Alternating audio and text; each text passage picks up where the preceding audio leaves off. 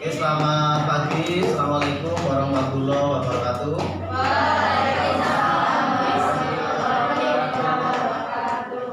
Oke, sebelum kegiatan pembelajaran pada Jumat pagi hari ini, seperti biasanya, mari kita awali dengan berdoa. Silakan untuk ketuanya untuk memilih doa terlebih dahulu. Kita akan duduk siap gerak. Doa mulai.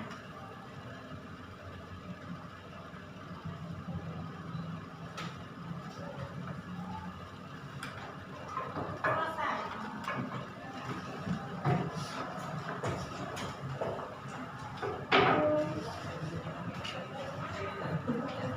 Oke anak-anak ya, sebelum kita mulai untuk pembelajarannya, ini Pak Il absensi dulu untuk kehadiran anak-anak.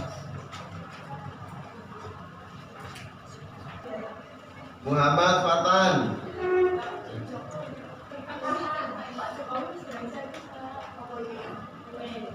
Apa iya?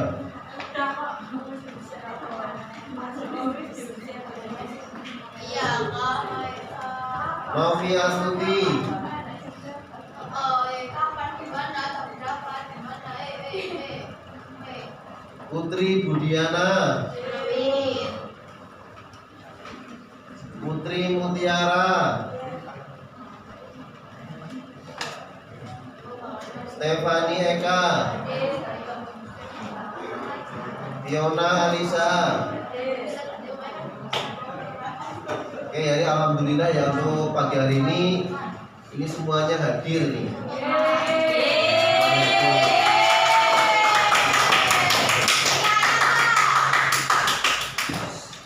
Ini apresiasi buat kalian semuanya.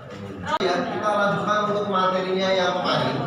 Yang kemarin kita lanjutkan. Sekarang kalian boleh dilihat HP-nya masing-masing.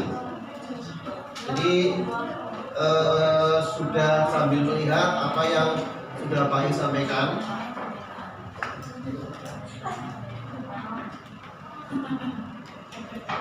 Di materi yang kemarin kita mengulas sedikit, kita review ya. Jadi kemarin kita sudah membahas tentang perkembangan teori atom. Yang pertama dari teorinya siapa anak-anak? Teorinya Dalton. Jadi di dalam teorinya Dalton itu mengatakan bahwa atom itu dianggap sebagai apa? Sebagai bentuknya apa? Apa? Bola. Ya, bola kecil. Jadi contohnya seperti bola biliar. Jadi maksudnya itu bola yang dalamnya itu terisi penuh. Jadi bukan bola kosong ya. Itu namanya bola kecil. Itu teorinya dari Dalton. Yang berikutnya, teori yang kedua adalah dari teorinya J.J. Thomson. Jadi Thomson mengemukakan teorinya yang lebih baru daripada Dalton, mengatakan bahwa atom itu bentuknya seperti roti kismis. Jadi di dalamnya itu teorinya teori atom Rutherford. Nah ini, jadi digambarkan bahwa atom itu ternyata terbagi atas di dalamnya ada yang namanya inti atom, dan setiap atom itu mempunyai orbit mengelilingi inti atom. Jadi ulangi ya, bahwa setiap elektron itu bergerak mengelilingi inti atom dengan orbitnya masing-masing. Jadi yang berikutnya adalah teori yang keempat, yaitu dari teorinya Bohr. Nah ini, di dalam teorinya Bohr ini mengembangkan atau menyempurnakan dari teorinya Rutherford bahwa apa? Di dalam atom juga ada bagian yang namanya inti atom. Elektron bergerak juga mengelilingi dari inti ya, di mana apa? Setiap itu mempunyai atau berada pada orbitnya masing-masing atau garis medannya masing-masing. Cuma di dalam teorinya Bohr ini dia menjelaskan atau memberikan gambaran yang lebih maju lagi bahwa di setiap orbit tidak hanya berisi satu elektron. Jadi bisa ada yang jumlahnya 2, jumlahnya 8 dan lain sebagainya. Jadi ada yang kita juga sudah berbicara tentang unsur ya. Kita juga sudah kemarin menyinggung tentang perkembangan sistem periodik unsur. Jadi yang pertama bahwa unsur dibedakan menjadi apa? Yang pertama adalah bahwa unsur itu dibedakan antara apa? Logam dengan non logam. Yang kedua adalah namanya sistem triade du Brunner. Ya, jadi triade du Brunner ini dia itu mengelompokkan suatu atom itu menjadi 3. Jadi 3 itu satu kelompok. 3 itu satu kelompok karena apa? 3 ini dia mempunyai kemiripan sifat. Yang berikutnya sistemnya siapa? Coba dilihat. Kita hanya mereview sistem oktav yang dikemukakan oleh James Newland. Dan yang berikutnya yang perkembangan yang terbaru ada yang lebih baru lagi itu adalah sistemnya apa? Mendeleev. Nah, Mendeleev dia sudah mengelompokkan dalam beberapa golongan yang tersusun dari atas ke bawah. Terakhir adalah sistem periodik modern. Nah, ini yang akan kita bahas pada kesempatan pagi hari ini. Kita perdalam ya. Karena di dalam yang modern itu kalau kalian lihat itu sudah dituliskan secara lengkap, ada golongan, ada periode dan lain sebagainya. Dan kita diharapkan dari pembelajaran kita pagi hari ini bisa, misalnya unsur ini di dalam sistem periodik modern terletak di mana. Jadi tanpa kita melihat pun kita bisa menentukan posisinya. Nah, ini akan kita jelaskan dalam pembelajaran pagi hari ini. Pertama, kita kemarin sudah bicara tentang unsur ya. Nah, di dalam materi ini kita kasih judulnya yaitu sistem periodik unsur modern.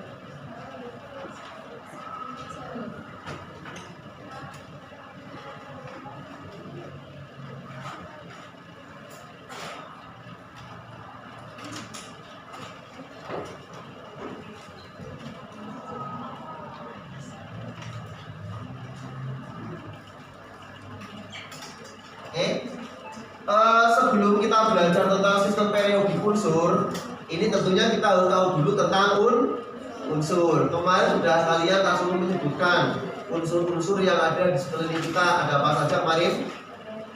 Belerang. Ada apa lagi?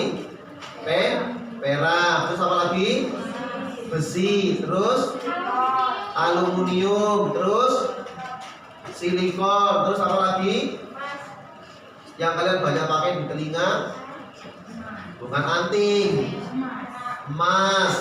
Nah, itu juga termasuk unsur ya. Ada karbon, ada hidrogen, ada oksigen dan lain sebagainya. Itu kita sudah kenal semua adalah beberapa unsur yang ada di kehidupan kita sehari-hari. Nah, sekarang kita perkenalkan dulu lambang unsur. Ini biar kita paham ya. Jadi ada yang namanya lambang unsur. Nah, itu sering dituliskan seperti ini anak-anak. Ini misalnya X, ini ada Z, ini ada A. Nah, seperti ini. Ini maksudnya apa? X ini merupakan nama unsurnya. Jadi ini keterangannya adalah X itu adalah nama unsur.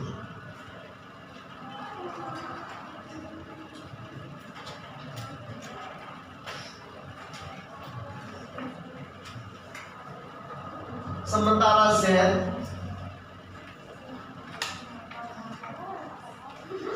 ini nama maksudnya simbol ya, nama atau simbol dari unsur.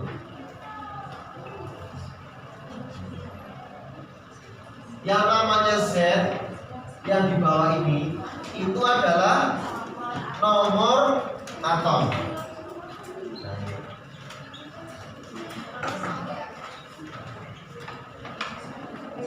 Sementara A ini adalah A itu apa? Nomor massa.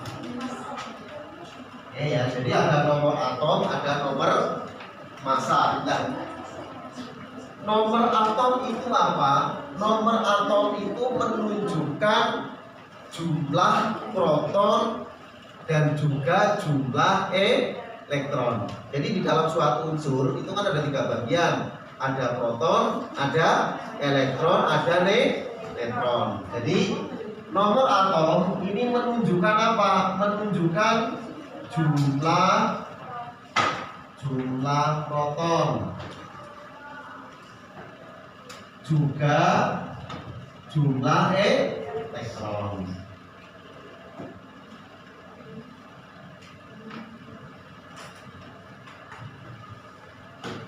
Sementara nomor massa ini adalah yang berada di inti, anak-anak ya. Nomor massa itu adalah yang ada di inti atom, yang di bagian tengah, di mana di dalam intinya itu terdapat apa? Proton dan neutron. Berarti nomor massa ini menunjukkan jumlah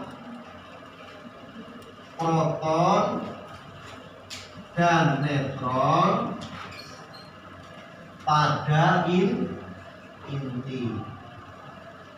Nah,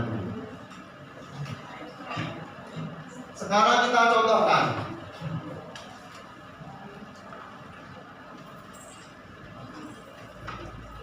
Misalnya kita mempunyai lambang unsur misalnya begini, X, nomor atomnya 20, nomor massanya adalah 42. Ini ada sebagai contoh. Jadi kalian harus pahami dulu. Pertanyaannya, ini nama unsurnya apa, anak-anak?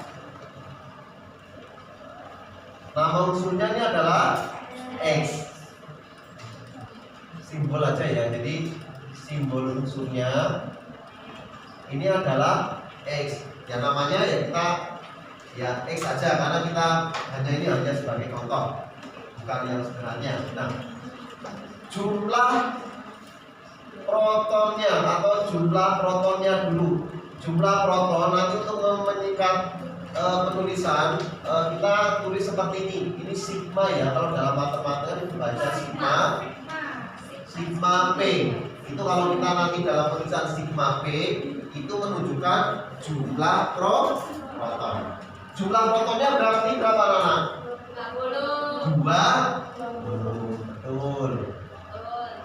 Terus jumlah elektronnya ada berapa? Jumlah sigma sama-sama 2. Yang terakhir jumlah neutronnya berapa? Atau ini sigma n. Neutronnya cara ngitungnya adalah 42 dikurangi 20. 42 dikurangi 20 ketemu 22. Dari contoh ini paham atau tidak? Paham ya? Oke, silakan ini ditulis dulu. Karena apa? Yang namanya belajar, yang namanya ilmu itu diikatnya adalah dengan menulis atau dengan tulisan. Hari ini kalian paham, tapi kalau sudah 2 minggu lagi tambah oke, biasanya lali. Tapi dengan kita mencatat, kita bisa mempelajari. Ini adalah berdasarkan konfigurasi ini menjadi 2. Ada yang namanya golongan, ada yang namanya periode. Nah, ini ada yang namanya golongan,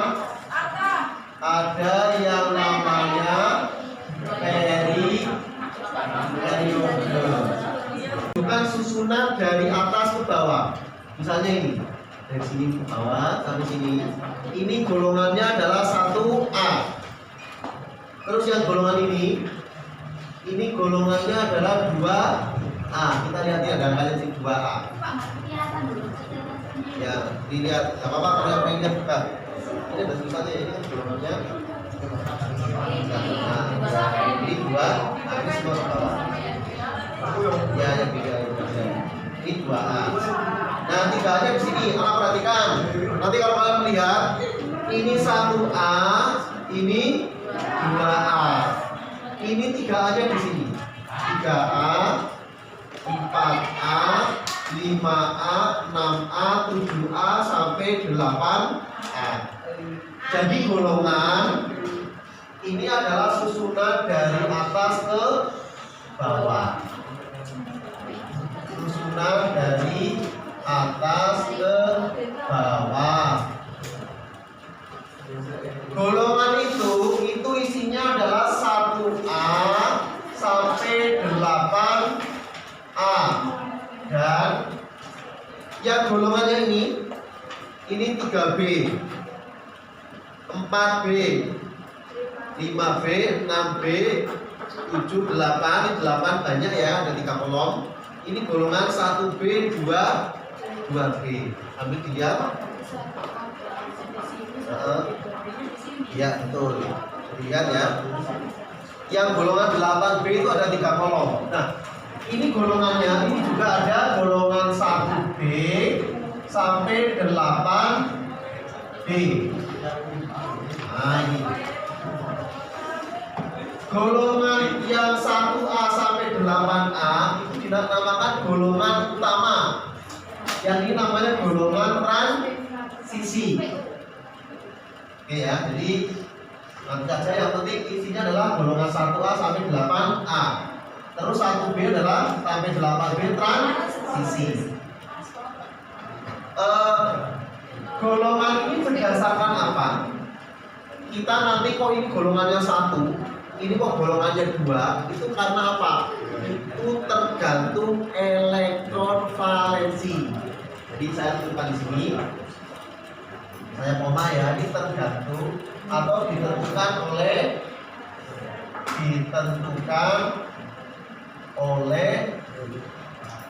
elektron valensi. Elektron valensi itu apa? Elektron valensi adalah elektron yang berada pada kulit paling luar. Tulis. Ini elektron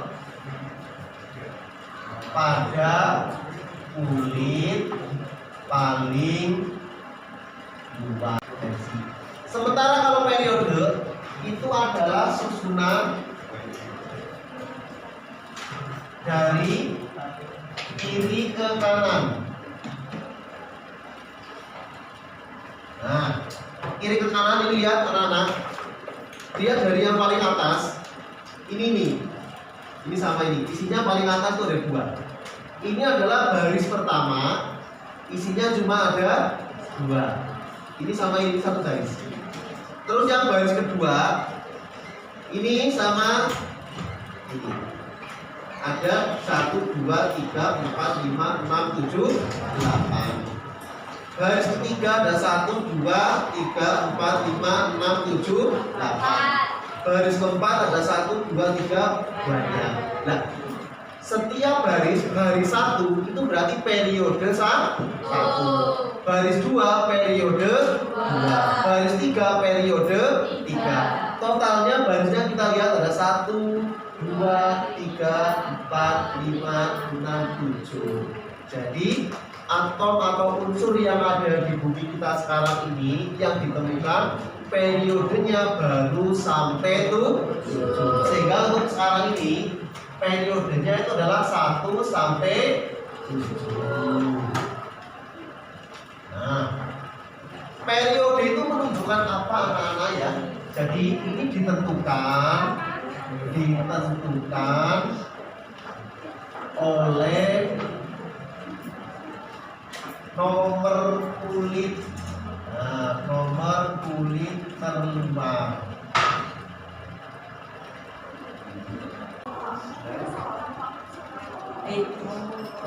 aturan Aufbau. Jadi aturan Aufbau ini menjelaskan bahwa pengisian elektron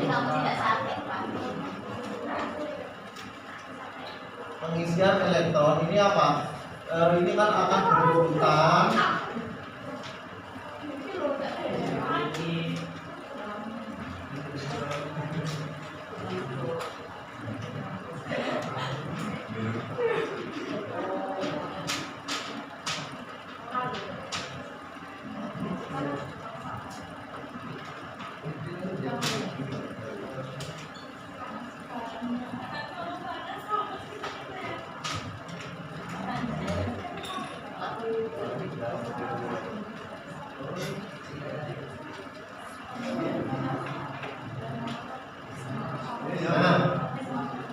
ini ada aturan Aufbau, ya, menjelaskan, menerangkan kepada kita semua bahwa pengisian elektron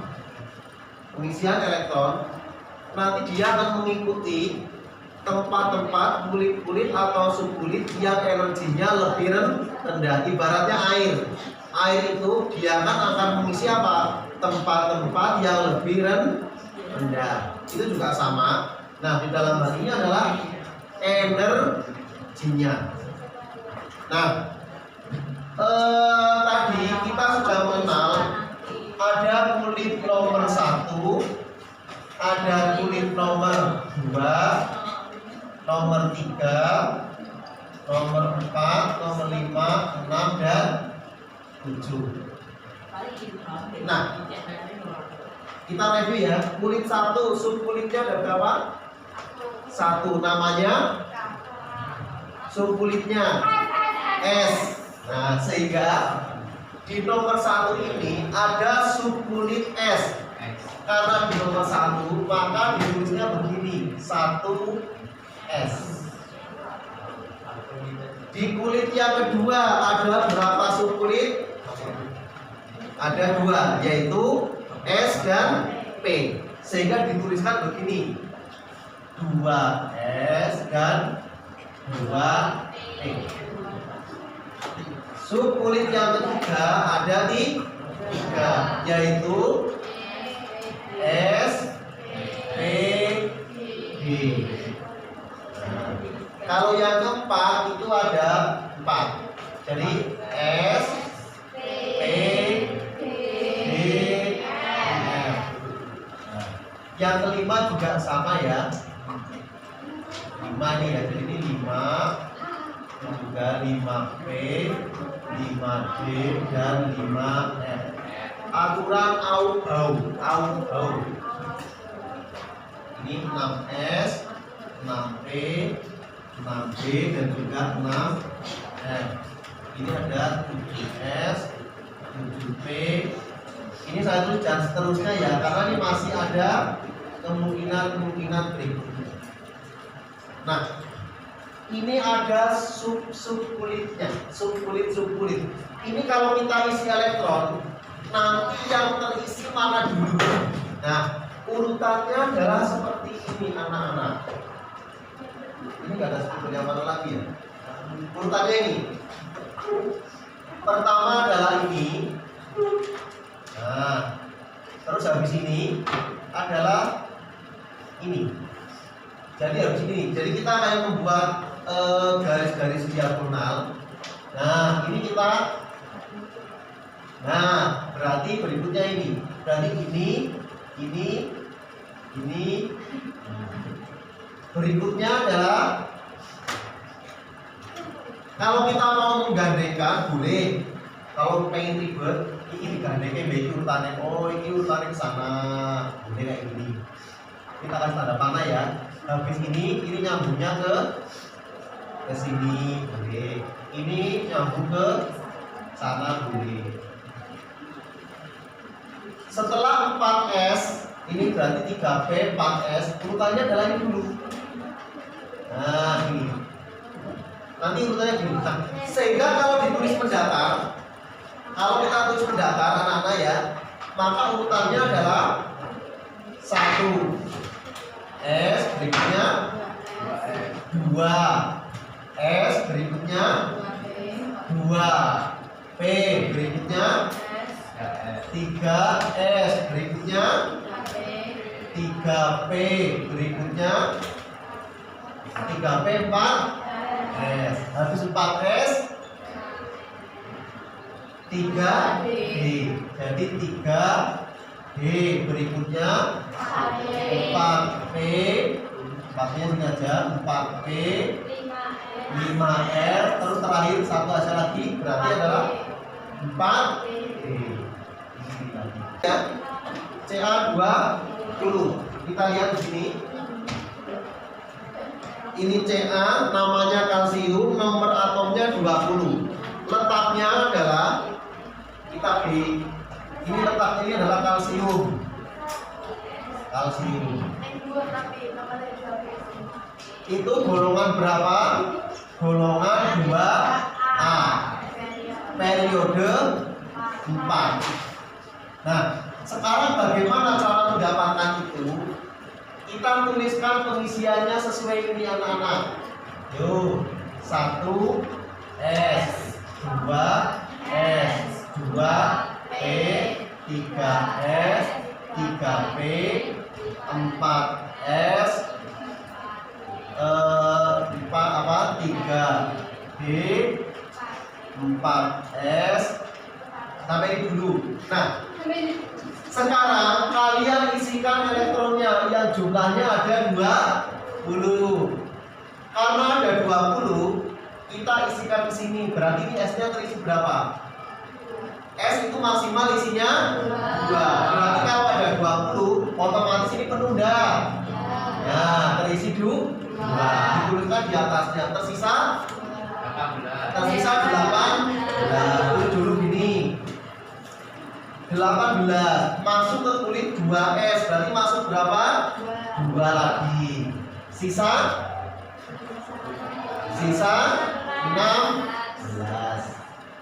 Setelah sisa 16, berarti jatah masuknya di 2P. Masuk berapa? 6. Karena P itu muatannya adalah 6, maksimal 6. Berarti terisi 6. Berarti masih sisa 10. 10 berikutnya masuk ke 3S. Berarti terisi 2, tersisa 8. 8 masuk ke P. Terisi tersisa 2. Berarti 2 ini masuk ke 4S. 2. Sudah habis ini. Sekarang kita lihat yang terakhir. Yang terakhir di sini. Nah, terakhir di sini. Terakhir di sini ya. Ini angkanya paling besar berapa? 4. Di sini angkanya hanya 1, 2 dan 3. Ini menunjukkan artinya dia di periode 4. Golongannya adalah karena ini di S dan isinya adalah 2, maka golongannya adalah 2A. Pak, pertanyaannya kenapa 2A atau 2B? Kita di pertemuan yang akan datang. Karena waktu kita hanya tinggal 5 menit. Nah, hanya sebagai catatan anak-anak ya, ini catatan anak-anak. Oke, untuk materi hari ini kita cukup sampai di sini. Untuk penjelasan lebih detailnya untuk golongan yang A dengan contoh yang lebih banyak lagi dan juga golongan yang B nanti kita bisa jelaskan di pertemuan yang akan datang. Oke, barangkali ada pertanyaan, masih ada waktu 2 menit. Ya? Oke, ya kita tinggal nunggu dan istirahat 2 menit. Oke ya, saya ini dulu ya. Selamat pagi, selamat